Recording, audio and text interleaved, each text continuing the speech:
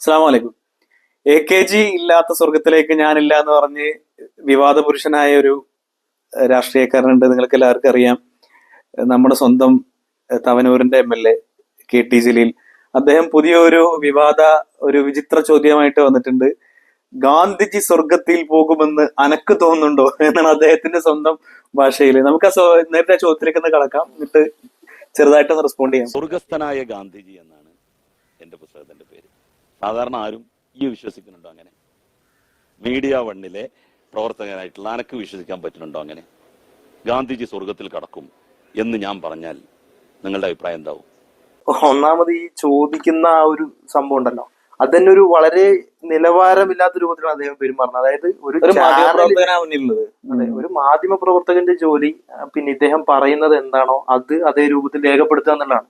അപ്പൊ അങ്ങനെ ഒരു ഉദ്യമവുമായി വരുന്ന ആളോട് ഏതെങ്കിലും തരത്തിലുള്ള പൊളിറ്റിക്കൽ ആയിട്ടുള്ള ചില വിദ്വേഷങ്ങളുടെ പുറത്ത്, അതിനപ്പുറത്തേക്ക് രാഷ്ട്രീയമായിട്ടുള്ള ചില അഭിപ്രായ വ്യത്യാസങ്ങളുടെയൊക്കെ പുറത്ത് ചില ആളുകളെ ടാർഗറ്റ് ചെയ്യും. ഒരു നിലവാരമില്ലാത്ത രൂപത്തിൽ അവരുടെ വിശ്വാസം എന്താണ് എന്ന് അങ്ങോട്ട് ആരായിരിക്കും, അനക്ക് പറ്റുന്നുണ്ടോന്നും അതല്ലെങ്കിൽ അന്റെ കാര്യം അങ്ങനെയല്ലേ എന്നൊക്കെ ചോദിക്കുന്നത് വളരെ നിലവാരമില്ലായ്മയാണ്. ഒരു പൊതുസമൂഹത്തിൽ എങ്ങനെയാണ് സംസാരിക്കേണ്ടത്, പെരുമാറേണ്ടത് എന്ന വിഷയങ്ങളിലൊക്കെ മിനിമം ഒരു നിലവാരം ഉണ്ടാക്കി എടുക്കണം. ഇതുപോലുള്ള ആളുകൾ അല്പൻ എന്നൊക്കെ വിളിക്കാറ്. അതെ അതെ, നമ്മൾ വിളിക്കണ്ടല്ലേ, നമുക്ക് അത്രയ്ക്ക് ഇതാവേണ്ട ആവശ്യമില്ല. പക്ഷെ ഈ വാക്കിനെ ശരിക്കും സത്യപ്പെടുത്തുന്ന രീതിയിലുള്ള ചോദ്യങ്ങളാണ്, പെരുമാറ്റം ഉണ്ടാകുമ്പോഴാണ് പൊതുസമൂഹം അങ്ങനെ പ്രതികരിച്ചു പോകുന്നത്. പക്ഷെ ഇങ്ങനെ ഇത്രമാത്രം സാമൂഹ്യ ബോധമില്ലാതെ പെരുമാറുന്ന ആളുകളാണ് ഈ ഗാന്ധിജിനെയും മദർ തെരേസിനെയൊക്കെ സ്വർഗത്തിലേക്ക് ടിക്കറ്റ് എടുത്ത് കൊടുക്കുന്നത് എന്നുള്ളതാണ്. ഇപ്പോ ഒന്നാമത് പിന്നെ ഇനി അദ്ദേഹം ബാക്കി റെസ്പോൺസും കൂടി ഒന്ന് കേട്ടോക്കാം.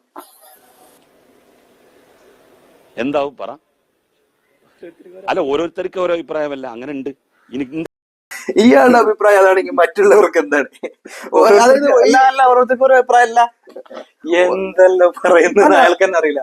ഓരോരുത്തർക്ക് ആ മാധ്യമ പ്രവർത്തകൻ, മീഡിയ വണ്ണിന്റെ മാധ്യമ പ്രവർത്തകൻ പറഞ്ഞു തന്നെയാണ് അതിന് ശരി. അയാൾക്ക് അയാളുടെ ശരികളുണ്ട്.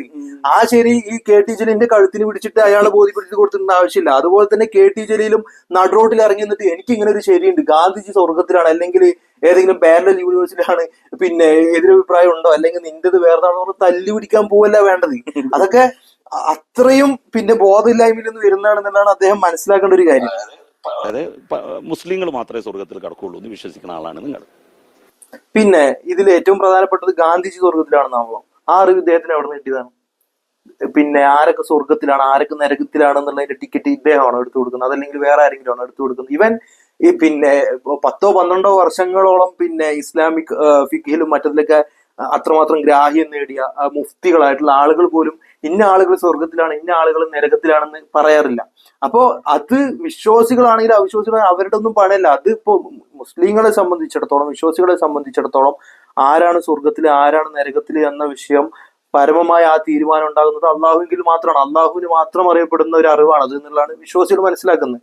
അപ്പൊ ആ വിഷയത്തിലും ചാടി കയറിയിട്ട് പിന്നെ ആള് സ്വർഗത്തിലാണ് ഇന്ന ആള് നരകത്തിലാണെന്നൊക്കെ പിന്നെ അഭിപ്രായം പറയും. അതിന്റെ പേരിൽ ആളുകളുടെ അയാൾ പോലും ആഗ്രഹിച്ചിട്ടുണ്ടാവില്ല സ്വർഗം. ഗാന്ധിജി പോലും ആവശ്യമില്ലാത്ത ഒരാളെ പിടിച്ച് സ്വർഗത്തിൽ കയറ്റാന്ന് പറഞ്ഞാൽ ശരിക്കും അയാളെ അപമാനിക്കലാണ്. ഗാന്ധിജി ഇപ്പൊ AKG ഇല്ലാത്ത സ്വർഗത്തേക്ക് ഞാനില്ല എന്ന് പറഞ്ഞ ആളാ. AKG കേട്ട ഇത് കൊടുക്കും, കേസ് കൊടുക്കും. കാരണം ഈ AKG ഒക്കെ സ്വർഗത്തിനെതിരെ പ്രസംഗിച്ച ആളാണ്. ജീവിതം എന്ന് പറയുന്നത് തന്നെ പിന്നെ അയാളെ പിടിച്ചുവലിച്ച് സ്വർഗത്തേക്ക് കൊണ്ടുപോവാണ്. അത് ശരിക്കും അയാളുടെ ചെയ്യുന്ന ഒരു നിന്ദയാണ്, അയാളെ നിന്ദിക്കാണ് ചെയ്യുന്നത്. അത് പിന്നെ ഇപ്പൊ എനിക്ക് ഇപ്പൊ KT ജലീലിന്റെ ചില പിന്നെ ടോക്കുകളും എഴുത്തുകളൊക്കെ കേട്ടതെന്ന് മനസ്സിലായത് അദ്ദേഹം ഓവർ ടൈം പണിയെടുക്കുന്നുണ്ട്. അതായത് ഇടതുപക്ഷത്തിന് പിന്നെ മുസ്ലിങ്ങളോട് വലിയ പ്രശ്നമൊന്നുമില്ല എന്നും, അതുപോലെ തന്നെ ഇസ്ലാമിന് ഇത്തരം രാഷ്ട്രീയ കാഴ്ചപ്പാടുകളോട്, ലിബറൽ കാഴ്ചപ്പാടുകളോട്, സെക്യുലർ കാഴ്ചപ്പാടുകളോട് അഭിപ്രായ വ്യത്യാസങ്ങളൊന്നും ഇല്ല എന്നും ഒക്കെ കാണിക്കാൻ വേണ്ടിയിട്ട് ഓവർ ടൈം പണിയെടുക്കുന്ന, അതേസമയം എവിടെയൊക്കെ ഇത്തരം ലിബറൽ സെക്യുലർ ഇടത് ചിന്താഗതിക്കാർ പ്രതിസന്ധികളിലാവുന്നുണ്ടോ അവിടെയൊക്കെ കയറി ഇടപെട്ടിട്ട് അതിനൊക്കെ ഇസ്ലാമികമായ ന്യായമുണ്ടെന്ന് പറയാനൊക്കെ അമിതമായി പണിയെടുക്കുന്നുണ്ട്. എനിക്കൊന്ന് പിണറായി പോലും ഇത്രയ്ക്ക് കഷ്ടപ്പെടുന്നുണ്ടാവില്ല ഈ കേരളത്തിൽ ഇടതുപക്ഷത്തെ അതിജീവിച്ച് കൊണ്ടുപോകാൻ വേണ്ടിയിട്ട്. അപ്പോ ഈ വിഷയത്തിൽ ഇദ്ദേഹം മനസ്സിലാക്കേണ്ടത് ഇസ്ലാമിൻ്റെതായിട്ടുള്ള കാഴ്ചപ്പാടുകളുണ്ട്.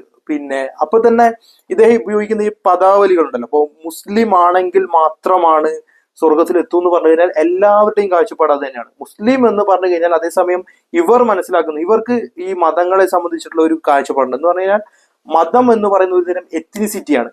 കേവലം ജന്മം കൊണ്ട് പിന്നെ ഇന്ന മാതാപിതാക്കൾക്ക് ജനിക്കുന്നത് കൊണ്ട് ആ ചുറ്റുപാടിൽ ഉണ്ടാകുന്ന വളരെ ഗോത്രീയമായ സങ്കുചിതമായ ഒരു ചുറ്റുപാടാണ് മതം എന്നുള്ളത് ഇവിടുത്തെ ഇടതുപക്ഷത്തിന്റെയും ലിബറൽ സെക്യുലർ ചുറ്റുപാടിൽ നിന്നുള്ള ആളുകളുടെ കാഴ്ചയുടെ പരിമിതിയാണ്. അതേസമയം ആസ് എ മുസ്ലിംസ് നമ്മൾ വിശ്വസിക്കുന്നത് ഇസ്ലാം എന്നുള്ളത് ഒരു ആശയമാണ്, ഐഡിയോളജിയാണ്, ആദർശമാണ്. ആ ആദർശം എന്ന് പറയുന്നത് കേവലം പിന്നെ ജന്മത്തിന്റെ അതിരുകൾ അല്ലെങ്കിൽ ദേശപരമായിട്ടുള്ള അതിരുകളിൽ ഒതുങ്ങി നിൽക്കുന്നതല്ല. അത് എല്ലാ മനുഷ്യർക്കും അംഗീകരിക്കാൻ കഴിയുന്ന, എല്ലാ മനുഷ്യരെയും ഉൾക്കൊള്ളുന്ന വൈഡർ ആയിട്ടുള്ള കാഴ്ചപ്പാടാണ്. ആ കാഴ്ചപ്പാടെന്ന് പറയുന്നത് ദൈവത്തിന്റെ ആശയത്തെ അംഗീകരിക്കുക, ദൈവത്തെ അംഗീകരിക്കുക, ദൈവത്തിന് വിധേയപ്പെടുക എന്നുള്ളതാണ്. ഇപ്പോ ഇവിടെ അള്ളാഹു എന്നും അതുപോലെ തന്നെ മുസ്ലിം എന്നൊക്കെ ഇവർ പ്രയോഗിക്കുമ്പോൾ പലപ്പോഴും ഈ ഒരു എത്തിനിസിറ്റിക്കകത്ത് ഒതുങ്ങിക്കിടക്കുന്ന ഒരു ആശയമായി പരിചയപ്പെടുത്താൻ ഇവർ പലപ്പോഴും അമിതമായി ശ്രമിക്കുന്നുണ്ട്. അതേസമയം ഇസ്ലാമിലെ അള്ളാഹു എന്ന് പറയുന്നത് അൽ ഇലാഹ് എന്നുള്ള ആ ഒരു റൂട്ട് വേർഡിൽ നിന്നുണ്ടാകുന്നതാണ്. അൽ ഇലാഹ് എന്ന് പറഞ്ഞു കഴിഞ്ഞാൽ, ഇലാഹ് എന്ന് പറഞ്ഞു കഴിഞ്ഞാൽ ഈശ്വരൻ, ദി ഗോഡ് എന്നുള്ള അർത്ഥമാണ്. അപ്പോ ദി ഗോഡ് എന്നുള്ള, ഈശ്വരൻ എന്നുള്ള, ദൈവം എന്നുള്ള വളരെ ജനറൽ ആയിട്ടുള്ള ദൈവത്തെ സംബന്ധിച്ച എല്ലാ ദേശരാഷ്ട്രങ്ങളിൽ ജീവിക്കുന്ന മനുഷ്യരും ഉൾക്കൊള്ളുന്ന ഒരു ഐഡിയ ഉണ്ട്. ആ ഐഡിയന്റെ ഒരു അറബിക് വേർഷൻ ആയിട്ടാണ് അള്ളാഹു എന്ന് പരിചയപ്പെടുത്തുന്നത്. അത് തന്നെയാണ് പിന്നെ എല്ലാ ആളുകളും അംഗീകരിക്കുന്ന ഒരു വിഷയം. അപ്പോ ദൈവത്തിനോടുള്ള ആത്യന്തികമായിട്ടുള്ള വിധേയത്വത്തെയാണ്, അങ്ങനെ വിധേയപ്പെടുന്ന വ്യക്തിയെയാണ് നമ്മൾ മുസ്ലിം എന്ന് പറയുന്നത്. അപ്പൊ അത് കേവലം പിന്നെ ഒരുതരം എത്തിനിസിറ്റി അല്ല, ഒരു ഗോത്രീയതയല്ല, അത് എല്ലാ ആളുകളെയും ഉൾക്കൊള്ളുന്ന, എല്ലാ സമൂഹത്തെയും ഉൾക്കൊള്ളുന്ന ഒന്നാണ്. അപ്പൊ അങ്ങനെയാണ് എന്ന് വന്നു കഴിഞ്ഞാൽ ദൈവത്തിന്റെ ആശയം ഇപ്പോ ഇസ്ലാമിലേക്ക് വന്നു കഴിഞ്ഞാൽ സ്റ്റാൻഡ് ഫോർ ജസ്റ്റിസ് എന്ന് പറയുന്നത് ഖുർആൻ തന്നെ മുന്നോട്ട് വെക്കുന്ന ആശയമാണ്. നിങ്ങൾ നീതിക്ക് വേണ്ടി നിലനിൽക്കുക. അത് നിങ്ങൾക്കെതിരാണ് എന്നുണ്ടെങ്കിൽ, ഇനി നിങ്ങളോട് ശത്രുതയിലുള്ള ഒരു വിഭാഗം ആളുകളാണ് എന്നുണ്ടെങ്കിൽ പോലും നീതി പാലിക്കുന്നതിൽ നിന്ന് അത് നിങ്ങളെ തടയരുത് എന്ന് പറയുന്നത്. അപ്പൊ ഇങ്ങനെ ജസ്റ്റിസിന് വേണ്ടി അനവധി വേഴ്സുകൾ ഉൾക്കൊള്ളുന്ന, ഇവൻ പ്രവാചകന്മാരുടെ ആഗമന ഉദ്ദേശ്യമായി പരിചയപ്പെടുത്തുന്നിടത്ത് പോലും ഖുർആൻ പറയുന്നുണ്ട് അവർക്ക് വേദഗ്രന്ഥങ്ങളോട് ഒപ്പം തന്നെ തുലാസ് നൽകപ്പെട്ടുവെന്നും ജനങ്ങൾ നീതി നിലനിർത്തുവാൻ വേണ്ടി, അതിനുവേണ്ടി പണിയെടുക്കാൻ വേണ്ടിയിട്ടാണ് പ്രവാചകന്മാരുടെ ആഗമനം ഉണ്ടാകുന്നത് എന്ന് പോലും പറയുന്ന, അത്രമാത്രം ജസ്റ്റിസിന് വേണ്ടിയിട്ടും ഹ്യൂമൻ സഫറിങ്സ്, മനുഷ്യന്റെ ദുരിതങ്ങൾ കുറയ്ക്കുക എന്നുള്ള സ്വഭാവത്തിലൊക്കെ വർക്ക് ചെയ്യുന്ന ഒരു ആശയമാണ്, ഐഡിയോളജിയാണ് ഇസ്ലാം എന്ന് പറയുന്നത്. അപ്പോ അങ്ങനെ ജസ്റ്റിസിന് വിധേയപ്പെട്ട് നിൽക്കുന്ന ആളുകളെല്ലാം ആ വിധേയത്വത്തിന് അനുസരിച്ചിട്ട് അവർ അള്ളാഹുവിനെ അനുസരിക്കുകയാണ്. ആ അനുസരിക്കുന്ന ആളുടെ പേരാണ് മുസ്ലിം എന്ന് പറയുന്നത്. അപ്പോ അതേസമയം തന്നെ ദൈവത്തെ നിഷേധിക്കുക എന്ന് പറയുന്നതിനകത്തുള്ള മെറ്റഫിസിക്കൽ ആയിട്ടുള്ള മനുഷ്യന്റെ പരിമിതികളുണ്ട്. മെറ്റഫിസിക്കലായി ദൈവത്തെ നിഷേധിക്കുന്നതിനുള്ള പ്രശ്നങ്ങളുണ്ട്. അപ്പൊ ഇത്തരം പ്രശ്നങ്ങൾ ഉണ്ടാകുന്നിടത്ത് ഇസ്ലാമിന്റെ കാഴ്ചപ്പാട് ഹദീസുകളിൽ തന്നെ വന്നതനുസരിച്ചിട്ട് അത് അറിയപ്പെടാതെ പോകുന്ന ആളുകൾ, ദൈവത്തിന്റെ അസ്തിത്വത്തെ സംബന്ധിച്ച് അറിയാതെ പോകുന്ന, ഇസ്ലാം എന്നുള്ള ആശയം എത്തിപ്പെടാതെ പോകുന്ന ആളുകൾ, അങ്ങനെയുള്ള ആളുകൾ ഉണ്ട് എന്നുണ്ടെങ്കിൽ അവർക്ക് അത്തരം ഒരു വിഷയത്തിൽ പരലോകത്ത് പ്രത്യക്ഷമായ അതിനനുസരിച്ചിട്ടുള്ള ഒരു പരീക്ഷണം, പ്രത്യേകമായി തന്നെയുള്ള ഒരു പരീക്ഷണം അവർക്കുണ്ടാകും എന്നുള്ളതാണ്. അപ്പോൾ ആ പരീക്ഷണത്തിനനുസരിച്ചിട്ട് ഇനിയിപ്പോ ഗാന്ധിജിക്ക് മെസ്സേജസ് ഒന്നും എത്തിയിട്ടില്ല എന്ന് വിചാരിക്കുക, അദ്ദേഹത്തിന് ഇസ്ലാമിൽ കൺവിൻസ്ഡ് ആകുന്ന സ്വഭാവത്തിൽ അദ്ദേഹത്തിന് ഇസ്ലാമിനെ മനസ്സിലാക്കാൻ കഴിഞ്ഞിട്ടില്ല എന്ന് വിചാരിക്കാം, അദ്ദേഹത്തിന് അതിനനുസരിച്ചിട്ടുള്ള പരീക്ഷണം ഉണ്ടാവും. അദ്ദേഹം എടുക്കുന്ന തീരുമാനത്തിനനുസരിച്ചിട്ടുള്ള ഒരു പര്യവസാനമായിരിക്കും അദ്ദേഹം. സുഹൃത്ത് ഇസ്രായേലിനകത്ത് ഒരു വചനമുണ്ട്, വമാ കുന്നാ മുഅദ്ദിബീന ഹത്താ നബഅസ റസൂലാന്ന്, അല്ലെ? അതായത് ഒരു ദൂതന്റെ സന്ദേശം എത്താത്ത ഒരു സമുദായത്തെയും ഞാൻ ശിക്ഷിക്കയില്ല. വമാ കുന്ന മുഅദ്ദിബീൻ, ശിക്ഷിക്കുന്ന പ്രശ്നമില്ലാന്ന് ഖുർആൻ അർത്ഥശങ്കയ്ക്കില്ലാത്ത വിധം പറഞ്ഞിട്ടുള്ളതാണ്. പിന്നെ സത്യാന്വേഷണ തൃഷ്ണയോടെ ഇഖ്ലാസോട് കൂടി ഒരാൾ സത്യം അന്വേഷിക്കുന്ന ആർക്കും ഹിദായത്ത് കിട്ടും. ഇഖ്ലാസോട് കൂടിയിട്ട്, സത്യാന്വേഷണ തൃഷ്ണയോട് കൂടിയിട്ട് പടച്ചവന്റെ സത്യത്തെയും സ്വന്തം അസ്തിത്വത്തിന്റെ അർത്ഥത്തെയും തേടി നടക്കുന്ന ഒരാൾക്ക് ഹിദായത്ത് കൊടുക്കും. ഞാൻ എന്തിനു വേണ്ടി ഇവിടെ വന്നു എന്ന് ചിന്തിക്കാതെ തോന്നിയമാതിരി ജീവിക്കാൻ തുടങ്ങിയ ഒരാൾക്ക് ഒരിക്കലും, ഇനിയിപ്പോ ഈ എത്തിനിസിറ്റി മീൻസ് ഈ മുസ്ലിം മാതാപിതാക്കൾക്ക് ജനിച്ചു എന്നുള്ള കാരണം കൊണ്ട് ഒരുത്തനും ഫ്രീ ടിക്കറ്റ് കിട്ടാനും പോകുന്നില്ല, ഒരുത്തനും കിട്ടാൻ പോകുന്നില്ല. ഞാൻ ഹിഫ്ള് കോളേജിൽ പഠിച്ചാണെന്നോ, അല്ലെങ്കിൽ ഞാൻ ഒരുപാട് വലുത് പറഞ്ഞവനാണെന്നോ, അല്ലെങ്കിൽ ഞാൻ ഇത്ര താടിയുള്ള ഉസ്താദിന്റെ മകനാണെന്ന് പറഞ്ഞുകൊണ്ടോ ഒരു കൺസിഡറേഷൻ കിട്ടുന്നില്ല. ഈവൻ റസൂലുള്ളാഹി സ്വല്ലല്ലാഹു അലൈഹി വസല്ലമയുടെ മകൾക്ക് പോലും, അല്ലേ, റസൂലുള്ള പറഞ്ഞാണ്, ഒരു കൺസിഡറേഷനും ആർക്കും കിട്ടില്ല. എത്ര പ്രവാചകന്മാരുടെ മക്കള് നരകത്തിന്റെ അവകാശികളാണ്. നൂഹ് നബിയുടെ മകൻ നരകാവകാശിയാണ്. അതേപോലെ തന്നെ ഇബ്രാഹിം നബിയുടെ പിതാവ് കിട്ടിയിട്ടില്ല. റസൂലുള്ളാഹി സ്വല്ലല്ലാഹു അലൈഹി വസല്ലമയുടെ ഏറ്റവും നമുക്ക് സങ്കടം തോന്നുന്ന കാര്യമാണ്, നമുക്ക് അർത്ഥം കിട്ടാത്ത കാര്യം. മീൻസ് റസൂലുള്ളാഹി സ്വല്ലല്ലാഹു അലൈഹി വസല്ലമയെ പ്രൊട്ടക്ട് ചെയ്ത, ഏറ്റവും ദുർഘടം പിടിച്ച ഘട്ടത്തിൽ റസൂലുള്ളാഹിയെ പ്രൊട്ടക്ട് ചെയ്ത അബൂ ത്വാലിബ്, അദ്ദേഹം ഈ വിശ്വാസം ഉൾക്കൊള്ളാനാണ് മരണപ്പെട്ടു പോയത്. നിങ്ങൾ ഒന്ന് ലാ ഇലാഹ ഇല്ലല്ലാഹ് പറയൂ മുത്താപ്പ, ഒരു തവണ നിങ്ങളൊന്ന് പറഞ്ഞാൽ നിങ്ങൾക്ക് വേണ്ടി ഞാൻ ശുപാർശ ചെയ്യാം, നിങ്ങൾ ഒരു തവണ ഒന്ന് പറ എന്ന് പറഞ്ഞു. പക്ഷെ അദ്ദേഹത്തിന് കിട്ടിയില്ല. റസൂലുള്ളാഹിയുടെ മുന്നിൽ സല്ലല്ലാഹു അലൈഹി വസല്ലം അദ്ദേഹത്തിന്റെ മുന്നിൽ വെച്ചുകൊണ്ട് അത് സ്വീകരിക്കാതെ ഈ ലോകത്തുനിന്ന് മുശ്രിക്കായിക്കൊണ്ട് അവിശ്വാസിയായിക്കൊണ്ട് അയാൾ മരണപ്പെട്ടു പോയി. അപ്പോൾ ഒരു പ്രിവിലേജും ഒരാൾക്കും കിട്ടില്ല. അത് വേറൊരു വശം മീൻസ് ഇന്ന തിരുസിറ്റിയുള്ള ആളാണ്, അല്ലെങ്കിൽ ഇന്ന ഉസ്താദിന്റെ മകനാണ്, ഇന്ന വലിയ പാരമ്പര്യമുള്ള തറവാട്ടിലെ മുസ്ലിം ആണെന്നുള്ളതുകൊണ്ട് ഒരാളും നാളെ പരലോകത്ത് സ്വർഗത്തിലേക്ക് ഫ്രീ ടിക്കറ്റ് കിട്ടുന്നില്ല. അപ്പൊ അത് അതിന്റെ വേറൊരു വശമാണ്. അതുപോലെ പിന്നെ ഇത് കോമൺ ആയിട്ട് പലരും ചോദിക്കുന്ന ചോദ്യമാണല്ലോ. അപ്പൊ ഈ ഗാന്ധിജി സ്വർഗത്തിലെത്തുവോ അല്ലെങ്കിൽ മദർ തെരേസ സ്വർഗത്തിലെത്തുമോ എന്ന് ചോദിക്കുമ്പോൾ ഒന്നാമത് ഒരു കർമ്മത്തില് അല്ലെങ്കിൽ ഒരു വ്യക്തിയുടെ ശരിതെറ്റുകളെ മനസ്സിലാക്കേണ്ടത് അവർ എങ്ങനെ പൊതുസമൂഹത്തിൽ പ്രതികരിച്ചു പ്രവർത്തിച്ചു എന്നുള്ളതിനെ മാത്രം മുൻനിർത്തിക്കൊണ്ടല്ല. അവർ ഇന്നമൽ അഅ്മാലു ബിന്നിയ്യ എന്ന് പറയുന്ന ഇസ്ലാമിന്റെ ആശയമുണ്ട്. അതായത് നിയ്യത്ത് അനുസരിച്ചിട്ടാണ് കർമ്മങ്ങൾ സ്വീകരിക്കപ്പെടുന്നത്, അതുപോലെ തന്നെ തിരസ്കരിക്കപ്പെടുന്നത്. ഉദാഹരണത്തിന് ഒരു വ്യക്തി സമൂഹത്തിൽ കുറെ ദാനധർമ്മങ്ങൾ നടത്തി. പക്ഷെ ആ ദാനധർമ്മം നടത്തിയതിൽ അദ്ദേഹത്തിന്റെ ഉദ്ദേശം അതിലൂടെ കുറെ പ്രശസ്തി നേടുക, അതിലൂടെ കുറെ ആളുകളുടെ ഇടയിൽ സ്വാധീനം ഉണ്ടാക്കിയെടുക്കുക എന്നുള്ളതാണ് എന്നുണ്ടെങ്കിൽ അയാൾ അവിടെ ചെയ്തത് ആളുകൾക്ക് കിട്ടിയിട്ടുള്ള റിസൾട്ട് എന്തായിരിക്കും? നല്ലതായിരിക്കും. അതേസമയം അയാൾ അത് എന്തിനു വേണ്ടിയിട്ടായിരിക്കും ആ വ്യക്തി അവിടെ ചെയ്തിട്ടുണ്ടാവുക? അത് കിട്ടും പേരിന് വേണ്ടിയിട്ടാണെന്നുണ്ടെങ്കിൽ ആ പ്രസക്തി ഉണ്ടാവുള്ളൂ, പഠിച്ചോണ്ടിയിൽ പുണ്യം ഉണ്ടാവില്ല. അപ്പൊ ഈ പറഞ്ഞതുപോലെ ഇനിയിപ്പോ പിന്നെ വലിയ ഗവൺമെന്റ് ഒഫീഷ്യലായിട്ട് ഏതെങ്കിലും സ്ഥാനത്തിരിക്കുന്ന ആള്, അപ്പൊ അങ്ങനെ ഒരു വ്യക്തി ജനങ്ങൾക്ക് കുറെ മെഡിക്കൽ ആയിട്ടുള്ള കുറെ സഹായങ്ങൾ നൽകി എന്ന് വിചാരിക്കുക. പിന്നെ ഏതെങ്കിലും മരുന്നുകൾ ഫ്രീ ആയിട്ട് അവൈലബിലിറ്റി ഉണ്ടാക്കിയെടുത്തു എന്ന് വിചാരിക്കുക. അത് നമ്മൾ നോക്കുമ്പോൾ ഒരുപക്ഷെ നല്ല പ്രവൃത്തിയായിരിക്കും. എന്നാൽ നമ്മൾ പിന്നെ അറിയണം അയാളുടെ അതിന് പിറകിലുള്ള ഇന്റൻഷൻ. അങ്ങനെ ചെയ്യുന്നത് കൊണ്ട് മരുന്ന് കമ്പനികളിൽ നിന്ന് വലിയൊരു പൈസ അദ്ദേഹത്തിന് കിട്ടുമായിരുന്നു. അപ്പൊ ആ കൈക്കൂലിക്ക് വേണ്ടിയിട്ടാണ് അയാൾ ചെയ്തതെന്ന് പറഞ്ഞു കഴിഞ്ഞാൽ അവിടെ ആ നന്മ തിന്മയായി മാറുകയാണ് ചെയ്തത്. അപ്പൊ ഇന്റൻഷൻ പ്രവാചകൻ പറഞ്ഞ വളരെ റൂട്ടഡ് ആയിട്ടുള്ള കാര്യമാണ്. വളരെയധികം ആഴത്തിൽ ചിന്തിച്ചു കഴിഞ്ഞാൽ മാത്രം നമുക്ക് മനസ്സിലാകുന്ന കാര്യമാണ് ഇന്നമൽ അഅ്മാലു ബിന്നിയ്യ. നിയ്യത്തനുസരിച്ചാണ് കർമ്മങ്ങൾ ശരിയും തെറ്റുമാകുന്നത്. ഗാന്ധിജിയുടെ നിയ്യത്ത് എന്താണെന്നുള്ളത് KT ജലീലല്ല തീരുമാനിക്കുന്നത്. പിന്നെ ഈ പറയുന്ന മദർ തെരേസയുടെ നിയ്യത്ത് എന്തായിരുന്നു എന്നുള്ളത് KT ജലീലല്ല തീരുമാനിക്കുന്നത്. ഒരുപാട് നമ്മുടെ നിയ്യത്ത് എന്താണെന്നുള്ളത് പോലും പിന്നെ നമ്മളോ അവരോ അല്ല മനസ്സിലാക്കുക. ഇതെല്ലാം അറിയുന്ന പഠിച്ചവനാണ് ആത്യന്തികമായിട്ട് ആവശ്യത്തിൽ. ഇപ്പോ ഫോർ എക്സാമ്പിൾ ഒരു പണ്ഡിതൻ പറയുന്നത് കേട്ടിട്ടുണ്ട്. ഇപ്പോ മദർ തെരേസ സ്വർഗത്തിലോ എന്ന് പറഞ്ഞ ഇമ്മണി വലിയ ചോദ്യത്തിന് ഇപ്പോ നിങ്ങൾ ഒരുപാട് നന്മകൾ ചെയ്ത് ഒരു പെട്ടിയിലാക്കി ടു ജീസസ് ക്രൈസ്റ്റ് എന്നെഴുതി ആ പെട്ടി അയച്ചാൽ പടച്ചോൻ എങ്ങനെയായിരുന്നു കൂലി കൊടുക്കുക? പടച്ച തമ്പുരാൻ അള്ളാഹു താല എങ്ങനെയായിരുന്നു കൂലി കൊടുക്കുക?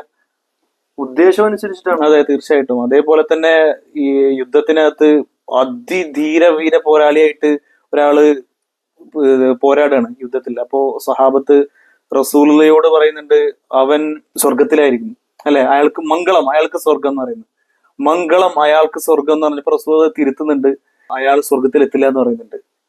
മീൻസ് അയാളുടെ ലക്ഷ്യം ഞാനൊരു ധീര ശൂര പോരാളി ആവണം എന്ന് അറിയപ്പെടണം എന്ന് ആഗ്രഹിക്കുന്ന ഒരാളാണ്. അങ്ങനെ അയാൾ ആത്മഹത്യ ചെയ്തു എന്നാണ്. അതേ ഇതിലേക്ക് വാള് ഇതിൽ വെച്ചു അയാള് ആത്മഹത്യ ചെയ്തു എന്നാണ്. ഒരു സംഭവം നന്മാവുന്നത് നമുക്ക് തോന്നിയത് ചെയ്യുമ്പോൾ അത് നന്മാവില്ല. നന്മാന്ന് ഒരാൾക്ക് തോന്നിയ സാധനം അത് നന്മയാവില്ല. ഇസ്ലാമിന്റെ പരിപ്രേക്ഷത്തിൽ നന്മ എന്ന് പറഞ്ഞാൽ എന്താ? അള്ളാഹു നന്മ എന്ന് പഠിപ്പിച്ചത്, അതാണ് നന്മ. തിന്മ എന്ന് പറഞ്ഞിട്ട് കുറെ എന്തെങ്കിലും സാധ്യത വിട്ടുന്നത് തിന്മ ആവില്ല. തിന്മയിൽ നിന്ന് വിട്ടു നിൽക്കണമെങ്കിൽ അള്ളാഹു തിന്മ എന്ന് പറഞ്ഞ സാധനങ്ങളിൽ നിന്നൊക്കെ വിട്ടു നിൽക്കണം, അപ്പോഴാണ് തിന്മ. അതേപോലെ തന്നെ അമൽ സ്വാലിഹാത്ത് ചെയ്താലാണ് സ്വർഗത്തിലെത്താന്ന് അള്ളാഹു തആല പറഞ്ഞാൽ അമൽ സ്വാലിഹാത്ത് തന്നെ ചെയ്യണം. അത് അള്ളാഹു പഠിപ്പിച്ച അമൽ സ്വാലിഹാത്ത് ആയിരിക്കണം. ഇതിന്റെ കൂടെ പറയാനുള്ള വേറൊരു ആയത്ത് എന്ന് വെച്ചാല് വമൻ അറാദൽ ആഖിറത വസഅലഹ സൈഹ ഫഹുവ മുഅ്മിൻ ഫൗലൈക കാന സൈഹും മഷ്കൂറ. അള്ളാഹു സുബ്ഹാനഹു വ തആല വ്യക്തമായിട്ട് പഠിപ്പിച്ചു തരാം. വമൻ അറാദൽ ആഖിറത, ആഖിറത്തിനെ ഉദ്ദേശിച്ചുകൊണ്ട്, ആഖിറത്തിനെ മനസ്സിൽ ലക്ഷ്യമാക്കിക്കൊണ്ട്, വസഅലഹ സഅയഹ, സഅലഹ എന്ന് പറഞ്ഞാൽ അധ്വാനിക്കുക. പിന്നെ അള്ളാഹു ഒന്നുകൂടെ വ്യക്തമാക്കി തരും, സഅയഹ, അതിൻ്റെതായിട്ടുള്ള അധ്വാനം. വെറുതെ എന്തെങ്കിലും കുത്തി മറിഞ്ഞാലോ വെറുതെ ഏതെങ്കിലും കുറെ ആൾക്കാരുടെ മുന്നിൽ കുറെ ചാരിറ്റി പ്രവർത്തനം നടത്താലോ അത് സഅയാവൂല. സഅലഹ സഅയഹ, അതിൻ്റെതായ അധ്വാനം നടത്തണം. ഉലൈക കാന സഅയ്ഹും മഷ്കൂറ, അവന്റെ സഅയ്, അവന്റെ അധ്വാനം നാളെ അള്ളാഹു സുബ്ഹാനഹു വ തആല നന്ദിയോട് കൂടിയിട്ട് വരവേൽക്കും. അവന് സ്വർഗത്തിൽ സ്ഥാനം ഉണ്ടാവും. അപ്പൊ ഇന്ന ഇയാൾ സ്വർഗത്തിലാണോ, ഇന്ന ഇയാള് സ്വർഗത്തിലാണോ, അതേപോലെ തന്നെ AKG ഇല്ലാത്ത സ്വർഗത്തിലേക്ക് ഞാനില്ല എന്ന് പറഞ്ഞാൽ സ്വർഗത്തിൽ കയറൂല, അത്രേ ഉള്ളൂ. AKG ഇല്ലാത്ത സ്വർഗം ആ കൺസെപ്റ്റ് തെറ്റാണെന്ന് വിശ്വാസമുള്ള ഒരാൾക്ക് അത് അള്ളാഹു അതിനാലും തമ്മിൽ അത് തീരുമാനാക്കേണ്ടി വരും, അത്രേ പറയാൻ പറ്റുള്ളൂ. ഇസ്ലാമിന്റെ കാഴ്ചപ്പാടെന്ന് പറഞ്ഞു കഴിഞ്ഞാൽ മറ്റൊരാൾ സ്വർഗത്തിലാണോ നരകത്തിലാണോ എന്നുള്ള ടിക്കറ്റ് എടുത്തു കൊടുക്കുന്ന പരിപാടി ഒരാൾക്കും ഇല്ല. പ്രധാനപ്പെട്ട പ്രശ്നമാണ് അവനവന്റെ ജീവിതം സ്വർഗത്തിലേക്ക് എത്തുന്ന ജീവിതമാണെന്ന് ഉറപ്പിക്കുക. മനുഷ്യന്റെ കയ്യിലുള്ളത് അവനവന്റെ ജീവിതം എങ്ങോട്ട് കൊണ്ടുപോകാൻ പറ്റുക എന്നുള്ളതാണ്. അപ്പൊ ഗാന്ധിജിക്ക് ടിക്കറ്റ് എടുത്തു കൊടുക്കുന്ന സമയത്ത് ഈ പറയുന്ന വ്യക്തി സ്വന്തം ജീവിതം സ്വർഗത്തിൽ എത്തിക്കാൻ നമ്മൾ ഓരോരുത്തരും ശ്രദ്ധിക്കേണ്ട വിഷയമാണ്. നമ്മൾ അയാൾ എവിടെ പോവും, ആ ഇന്ന ആഫ്രിക്കൻ കാടുകളിലുള്ള ആൾക്കാർ എവിടെ പോവും, അല്ലെങ്കിൽ ഇതിന് അന്റാർട്ടിക്കയിലുള്ള ഏതെങ്കിലും ആൾക്കാരുണ്ടെങ്കിൽ അവരെവിടെ പോവും, അവരുടെ വിചാരണ എവിടെ? സഹോദരങ്ങളെ, നമ്മൾ ആദ്യമായിട്ട് നമ്മൾക്ക് ഇത് കിട്ടിയല്ലോ. ഓരോരുത്തരെയും അള്ളാഹു തആല അവന്റെ അറിവിന്റെ അടിസ്ഥാനത്തിൽ ചോദ്യം ചെയ്യുന്നുണ്ട്. അവർക്ക് വളരെ എന്താണ് ഗൗരവകരമായ കിട്ടിയത് കാര്യമാണ്. അപ്പൊ ഓരോരുത്തരെയും അള്ളാഹു അറിവിന്റെ അടിസ്ഥാനത്തിൽ ചോദ്യം. അറിവില്ലാത്ത ഏതെങ്കിലും ആദിവാസികളായിട്ടുണ്ടെങ്കിൽ അള്ളാഹു നീതിമാനാണ് നമ്മൾ മനസ്സിലാക്കുക. അവർക്ക് സ്വർഗത്തെക്കുറിച്ച്, വിചാരണയെ കുറിച്ച് അറിയാത്ത ഒരു മനുഷ്യനെ അള്ളാഹു ശിക്ഷിക്കില്ല. ഇത് ഇസ്ലാമിന്റെ അടിസ്ഥാന തത്വമാണത്. ഇസ്ലാം എത്താത്ത ലോകത്ത് തെറ്റും ശരിയും വിചാരണ ചെയ്യുമെന്ന് അറിയാത്ത ഒരുത്തനെ, അത് ഏത് പണ്ഡിതനോട് ചോദിച്ചു നോക്കൂ, അറിയാത്ത ഒരാളെ അള്ളാഹു സുബ്ഹാനഹു ശിക്ഷിക്കില്ല. അള്ളാഹുവിന്റെ അടിസ്ഥാനം തന്നെ അള്ളാഹു നീതിമാനാണെന്ന്. അറിഞ്ഞവരെ കഠിനമായി ശിക്ഷിക്കുക ചെയ്യും. അറിഞ്ഞിട്ട് നിഷേധിച്ച് തോന്നിയമാതിരി ജീവിച്ചവരെ പിടിക്കും അള്ളാഹു. അപ്പൊ ആ പിടുത്തത്തിൽ നിന്ന് നമ്മൾ ഒഴിവാവുക. അന്റാർട്ടിക്കയിലുള്ളവൻ എവിടെ പോവും, ഗാന്ധിജി എവിടെ പോവും, മദർ തെരേസ എവിടെ പോവും എന്ന് ചിന്തിക്കാതെ ഞാൻ എവിടെ പോവും, എന്റെ കാര്യം എന്തായിരിക്കും, നാളെ പരലോകത്ത് അള്ളാഹു എന്നെ ഏത് രൂപത്തിൽ അള്ളാഹുവിന്റെ മുന്നിൽ പോയി ഞാൻ നിൽക്കും, ആ ചിന്തയാണ് നമുക്ക് ഓരോരുത്തർക്കും ഉണ്ടാവേണ്ടത്. അപ്പൊ ഏത് രൂപത്തിലും അത് തന്നെയാണ് ഉണ്ടാവേണ്ടത്. ഏതെങ്കിലും ഇതുപോലുള്ള വസ്വാസുകൾ വഞ്ചിതരാകാതിരിക്കുക എന്ന് മാത്രം പറഞ്ഞുകൊണ്ട് നമുക്ക് അവസാനിപ്പിക്കാം.